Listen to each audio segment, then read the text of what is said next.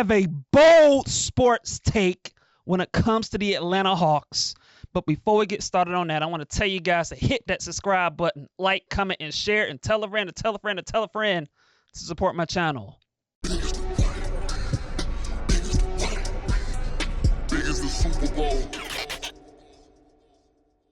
One of the best things about creating YouTube content is that you have the ability to lash out whatever opinion or take that you want to.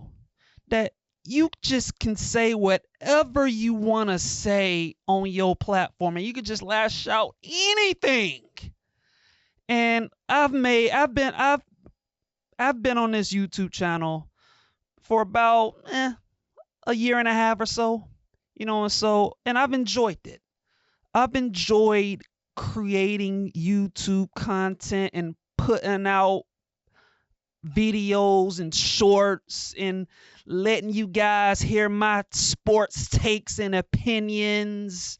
And it's been very enjoyable. It's been a process. I'm still growing on this channel, but I've enjoyed it. And one of the best things about what I'm about to lash out today is you just feel empowered. You feel confident. You feel empowered in your beliefs, and that you can just lash out finger-licking sports takes, and you can just let it hang out. And that's how I'm feeling today when it comes to this take that I'm going to lash out to you people. And that sports take that I have for you guys today is that the Atlanta Hawks are going to win the Eastern Conference, and that the Atlanta Hawks are going to the NBA Finals. That's right. I said it. I am predicting that the Atlanta Hawks are going to win this year's Eastern Conference, and that the Atlanta Hawks are going to the NBA Finals. Now, look, this comes with a couple of caveats. This comes with a couple of, I guess you can say, bets or banks or whatever. And in order for that prediction to be right on my behalf when it comes to the Atlanta Hawks, I'm banking on Kristaps Porzingis being healthy. Now, I know that's a crazy feat considering his history, but you know what? Kristaps Porzingis is in a contract year. And when you're in a contract year, usually you're on your best behavior and you do whatever is necessary to be the best version of yourself. And so I'm banking on Porzingis playing at least over 60 games this season. And the other thing that I'm going to bank on in order for that prediction about the Atlanta Hawks winning the East to come for fruition is that we're going to get a jump, a leap from at least one of Dyson Daniels and Zaccharie Risacher. Zaccharie Risacher, if you look at the second half of last season in particular, since the month of after the new year, he averaged 14 points, 3 rebounds. He shot over 50% from the field and 40% from three, and he had a 60% true shooting percentage. I think he's gonna play close to that level while also being stronger and just more efficient and just being a better version of himself. I'm looking for a big second-year jump from Zaccharie Risacher. And I'm also looking for a jump from Dyson Daniels. I think Dyson Daniels is often... Look, we all know about Dyson Daniels as a defender.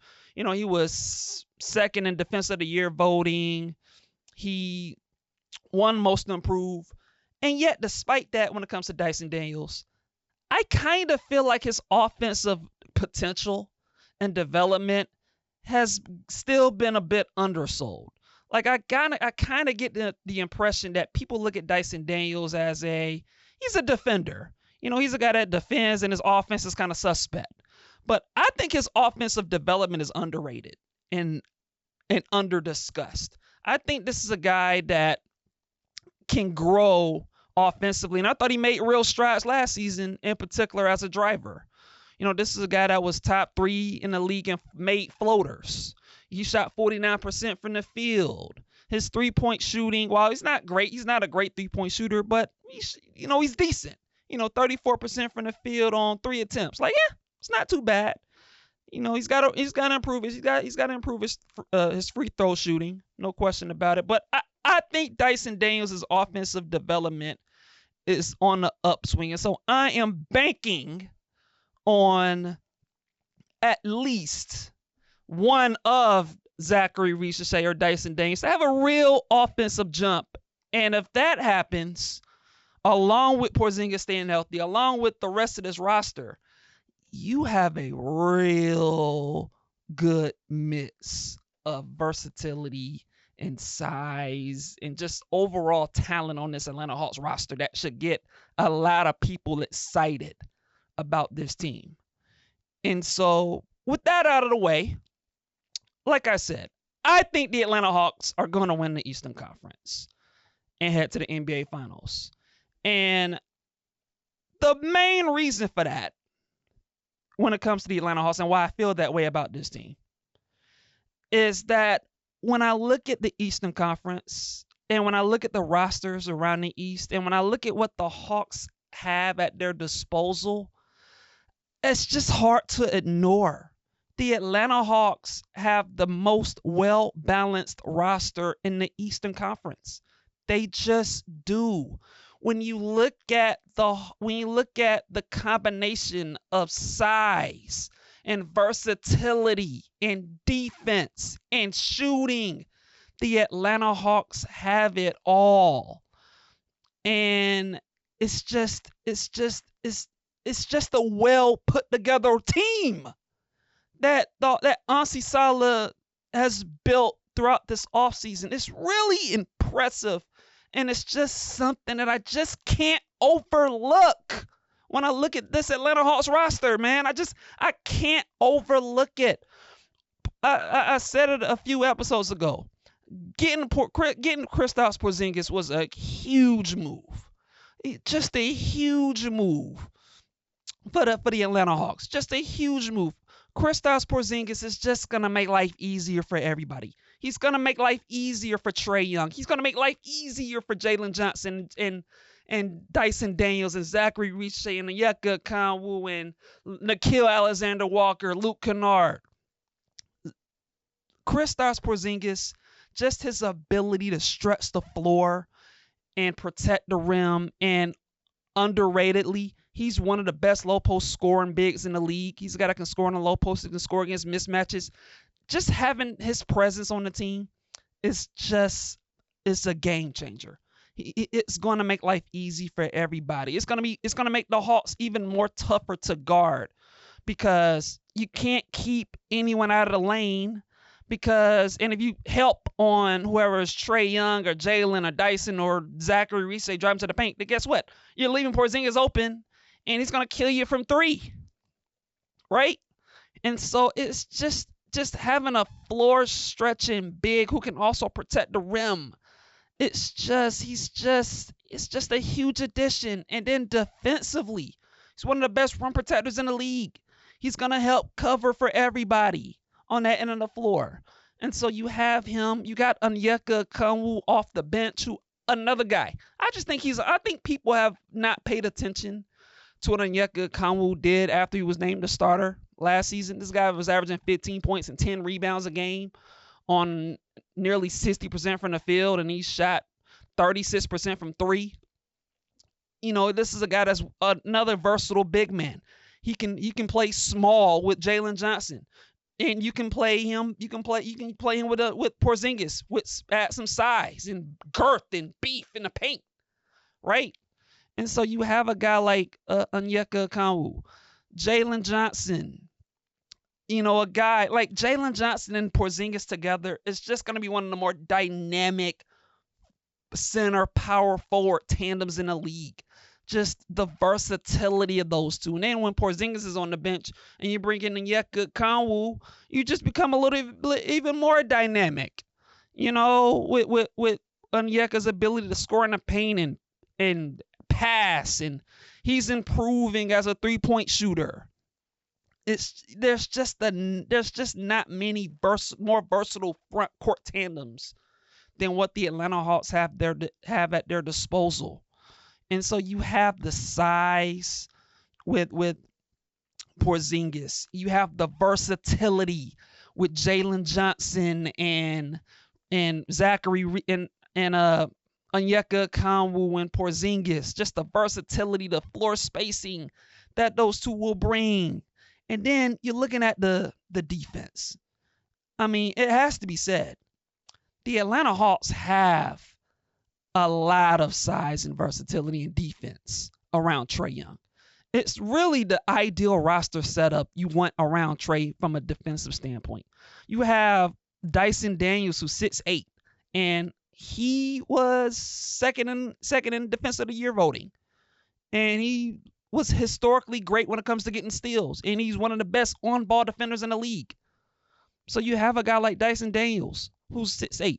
You signed Nickeil Alexander-Walker, who's also one of the best defenders in the league, a defensive playmaker who gets steals, who can guard at the point of attack, who's 6'7", who's long and athletic. You got Zaccharie Risacher, who's 6'9", 6'10", long, athletic. He's pretty solid defensively. He still can get a little better, but just the frame and the mental makeup. You have him at 6'9", 6'10" on the defensive end of the floor. Jalen Johnson, just an impact defender, athletic, can run the floor, can get blocks and steals and run the break, right? And so you have all this defense next to Trae Young, and obviously you got Porzingis, who I mentioned. He protects the rim as well as anyone in the league. And you have Onyeka Okongwu, who can switch and guard multiple positions and play physical, especially on the ball. And so you got all of these athletic defenders around Trae. And then you have the shooting. Porzingis, last 3 seasons, his shot 39% or better from 3. You know, you have Zaccharie Risacher, who, like I said, after January, he shot 40% from 3. And I think he's going to continue to improve. I think he's going to be a 38+% three-point shooter. So you have him. Trae Young, even though he's streaky from 3, he's a guy that commands a lot of attention. And he's a guy that's capable of getting hot from 3. You got Luke Kennard, who shot 40% from 3 this past season. You got Nickeil Alexander-Walker, who shot 39 and 38% from 3 over the last 2 seasons. And so you got a decent amount of shooting on this roster. And so you just look at the makeup of this team. Like the shooting, the defense, the versatility, the size. Like if you look at Atlanta's top 8 and you look at Porzingis, and you look at the starting lineup, and we assume that the starting lineup is Porzingis at the center's position, and it's Jalen Johnson at the power forward position, and it's Zaccharie Risacher at the small forward position, and then Dyson Daniels and Trae Young in your backcourt, and then you look at your bench, and particularly your top 3 guys off the bench, and it's Onyeka Okongwu, it's Nickeil Alexander-Walker, and it's Luke Kennard.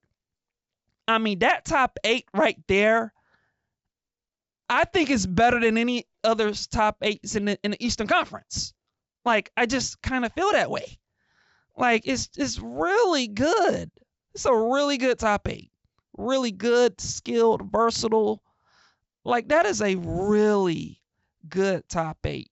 And then you add along with the fact that you have Jalen Johnson, who's 23 years old. And you have Dyson Daniels, who's 22 years old.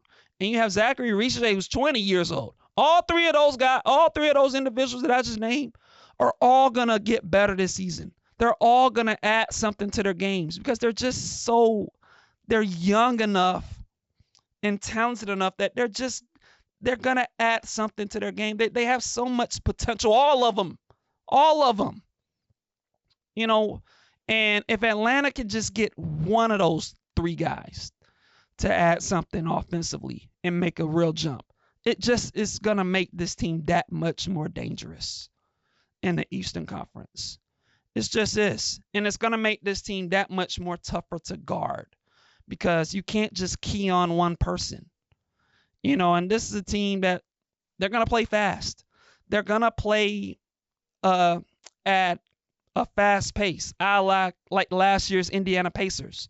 You look at the Pacers, and the reason they were able to make that deep playoff run was teams just was not ready for their fast-paced style of basketball, led by Tyrese Halliburton and Pascal Siakam and Miles Turner and Aaron Nesmith and Andrew Nembhard. Like, you look at that Pacer team and you compare that to this Atlanta Hawks team, the pieces are similar. The way that the Hawks play basketball is very similar to how the Indiana Pacers played basketball and how the Pacers were able to create havoc in the Eastern Conference, in particular in the playoffs. And the Atlanta Hawks have very similar personnel to mimic those Pacers. And that's another reason why I'm so high on this Atlanta Hawks team, because the similarities are kind of there, right? Just as far as play style and personnel and, just the style of play. And so I'm high on this Atlanta Hawks team. I think some special things are going to be in store for all of these guys, in particular the young talent. And I'm not going to mention this my case about the Atlanta Hawks without mentioning Trae Young. I've been saying this for years regarding Trae Young. I think Trae Young is underrated. And I think Trae Young is disrespected when it comes to star players in the league. I think we're going to be in for a great Trae Young year. I expect Trae Young to be awesome this season. And that's along with the fact that Trae Young is another guy, has a lot to prove.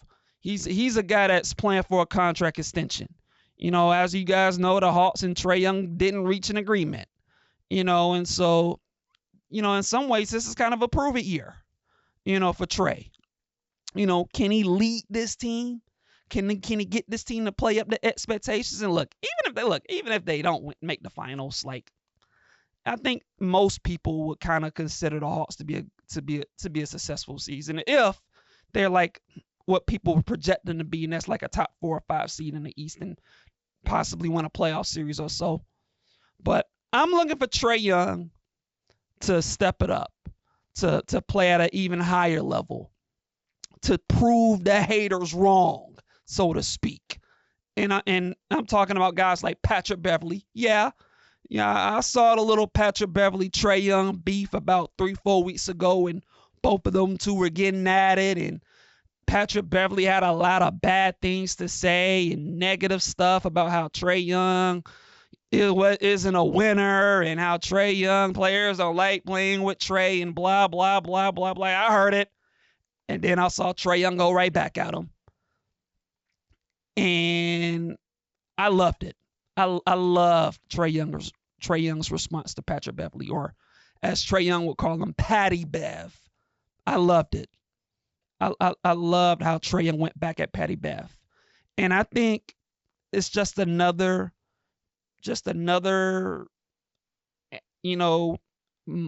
motivation and just another thing that Trae Young can carry on his chest, man, as he tries to, deliver this season. And I'm looking for Trae Young to absolutely just put on another incredible, display this season. This is a guy that led the league in assists last season. I think he's going to lead the league in assists this season. He led the league in assists with 11.6, I think it was. I think that's the number, 11.6. I look for Trae Young to average over 12 assists this season. And I'm also looking for Trae Young to be a bit more efficient. Last season wasn't his best shooting season. He also was dealing with, he had Achilles tendonitis. I think that's going to be less of an issue this season. I think Trae Young is going to be more healthy. And I think with the pieces he has around him, I'm looking for Trae Young to do many special things this season and for him to lead this team in the way that I know that he's capable of leading this Atlanta Hawks basketball team. And so I'm looking for some big things from Trae Young and this Atlanta Hawks team. With that out of the way, as I've mentioned before, I am predicting that the Atlanta Hawks are going to the NBA Finals. And that the Atlanta Hawks are going to win the Eastern Conference. Which means, even though I'm predicting the Hawks to win the East, that means, what are my thoughts about the other teams in the Eastern Conference? And look, man, I look at the Eastern Conference, and as I've said before, like, if the Indiana Pacers can win the East, why can't the Atlanta Hawks? And when I look at the Eastern Conference, I'm just going to be honest about it. Like, I see a lot of vulnerability in this Eastern Conference. Like, and look, that's not to say that there's not any good teams in the East, because there are some quality teams. And there are teams that the Atlanta Hawks are going to have to compete against. They're going to have to compete against the New York Knicks. They're going to have to compete against the Cleveland Cavaliers. They're going to have to compete against the Orlando Magic. They're going to have to compete against the Milwaukee Bucks, the Detroit Pistons, maybe the Philadelphia 76ers, or maybe the Pacers or Bucks or Celtics. Or, like, you're going to have to compete against these teams. But that doesn't, even though I feel like the Hawks are going to have to compete against these teams, it doesn't mean that any of these teams aren't beatable, you know? And when I look at the Eastern Conference, and when I look at the teams that the Hawks have to compete with, I think all of these teams are flawed. All of them. And I, as an Atlanta Hawk fan, I look at all these teams in the East, and there's no reason why I believe, as an Atlanta Hawk fan, that the Hawks can't beat every single one of these teams in a series, assuming it gets to that point. Like, there's no reason why I believe the Hawks can't beat the Cavs, can't beat the Knicks, can't beat the Magic or the Pistons or the Bucks or all these other teams. Let's start with the Knicks. Look, I'm a Jalen Brunson fan. I love Jalen Brunson. I like Karl Anthony Towns. They have a good roster with Mikal Bridges and Josh Hart and OG Anunoby, and they're going to get Mitchell Robinson back healthy. I got it. And Mike Brown's their new head coach. I got it. But I think the Knicks have one fatal flaw on their team. And to me, their fatal flaw is that you're going to be dependent on Karl Anthony Towns and Jalen Brunson defensively. I don't think you can go deep in the playoffs if you're depending on Jalen Brunson and Cat defensively. As gifted as both players are on offense, I think defensively it's going to be challenging for the Knicks to depend on Karl Towns and Jalen Brunson when you look at both of their defensive limitations. I thought that was a big problem against the Pacers and why they lost to the Pacers. And so I think that's something that the Knicks have at their disposal that they're going to have to deal with for the course of the season and into the playoffs. I look at the Cleveland Cavaliers. Look, I respect the Cavs. They had a hell of a year last year where they won 64 games. Great year. Kenny Atkinson, phenomenal job out of him. Phenomenal. But when I look at the Cavs, it's just one thing that I just can't get out of my head. And that's how they looked in the playoffs against the Pacers. And look, I know people are going to tell me that they were injured and that, Darius Garland wasn't healthy and he was dealing with his foot. Like, I got it in that, a couple of their key players missed a game or two. I got it. I'm sorry. And even though I get it. I'm not sold. I'm not sold on the Cavs on that level. I think they're a good team. I think they're going to win a lot of regular season games. In the playoffs, I'm not sold on them. I'm sorry. I'm not sold. I'm not. Darius Garland, like, you look at the Cavs as their core, they've yet to have a real deep playoff run with their core together with Donovan Mitchell and Darius Garland and Devin Mobley and Jared Allen. Like, I'm not sold. I'm not sold. And I look at the guys that they're relying on. DeAndre Hunter, Matt Strus. Matt Strus is going to miss the first couple of months of the season. They're depending on Larry Nance, Lonzo Ball, all of those guys. We talk about Kristaps Porzingis not being durable. All of those guys that I named are not the most durable guys either. And like I look at their team, I have questions about like can Darius Garland and Donovan Mitchell hold up in the backcourt in the playoff series? They're kind of small. Like I look at the Cavs and they're a good team. Evan Mobley could certainly take another leap. Entirely possible. Donovan Mitchell is one of the best guards in the league. All NBA level player. One of the best shooting guards in the league. No question about it. But as I want to remind people, when the Atlanta Hawks were healthy last season, the Atlanta Hawks beat the Cleveland Cavaliers twice in back-to-back games when they were healthy. I'm just saying. And I know it's a regular season, but I saw what the Atlanta Hawks was looking like when they were healthy against the Cleveland Cavaliers. I'm not afraid of them. As a fan, I'm not afraid. I respect them, but I'm not afraid of them. I think the Atlanta Hawks can beat them in the playoff series. I do. And for the Knicks, again, the Atlanta Hawks, when they were healthy, they were 2-1 against the Knicks, including what the Hawks did to the Knicks in the NBA Cup. Remember that game? Remember what Trae Young did to the Knicks in the NBA Cup? Remember that game when the Hawks was shutting down the Knicks offense with their defense and their athleticism? Remember that? Remember when Dyson Daniels was holding Jalen Brunson up in check? Remember that game? Remember that game after the game with what Trae Young did when he was rolling dice on their logo? Remember that? Because I do. And I'm looking forward to Trae Young doing that again if it came down to it in a big game against the New York Knicks in the regular season, or dare I say it, maybe in the NBA Cup again. I'm looking forward to it. And so those I'm just saying, like I'm not sold on the Knicks or the Cavs as far as them winning the Eastern Conference. I ain't sold. When I look at the Orlando Magic have made some nice moves.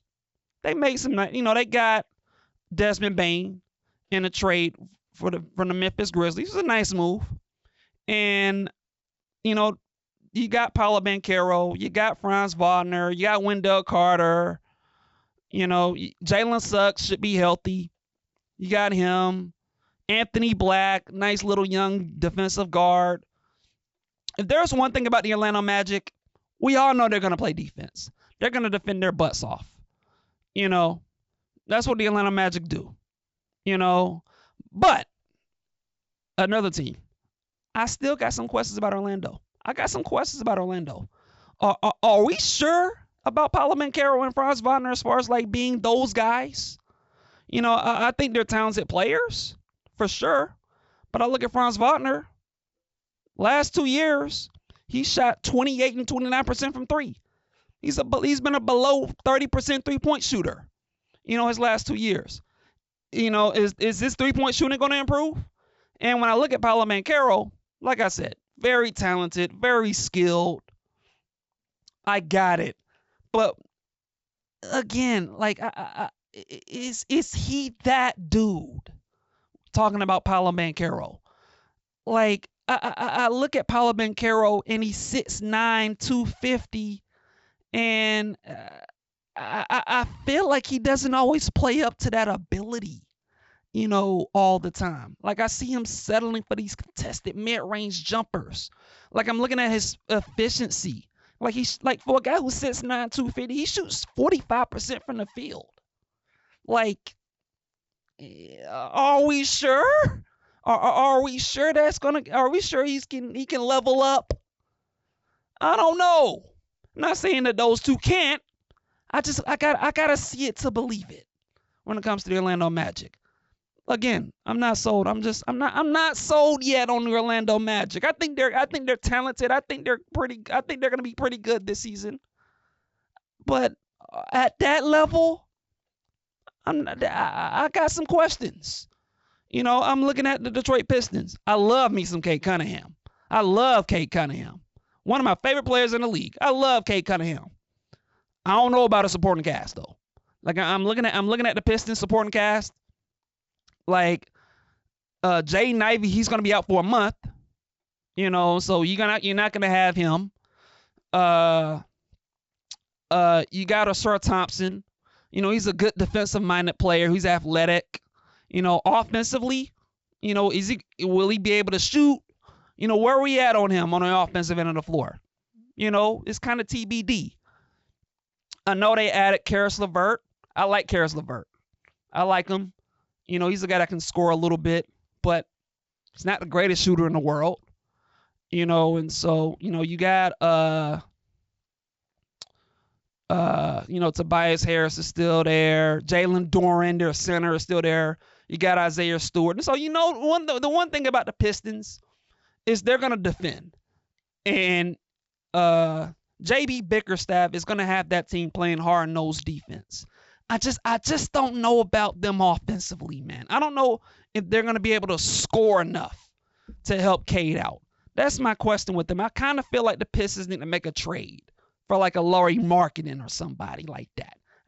And so that's kind of where I am on the Pistons. The Bucks, look, man, it wouldn't surprise me if the Bucks are a little better than expected. But I also got to say this regarding the Bucks. I've been saying this for months. They're delaying the inevitable with Giannis. They should trade him. I don't think that team's going to win a championship. I don't think that team is going to do what Giannis wants them to do. And that's win compete for championships.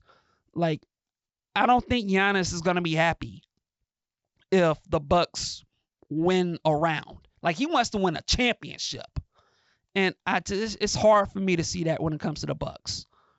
It's just this, and when you look at the other teams, we all know Boston and Indiana, those two teams, they're not going to be as good as they were last season without Tyrese Halliburton and Jason Tatum.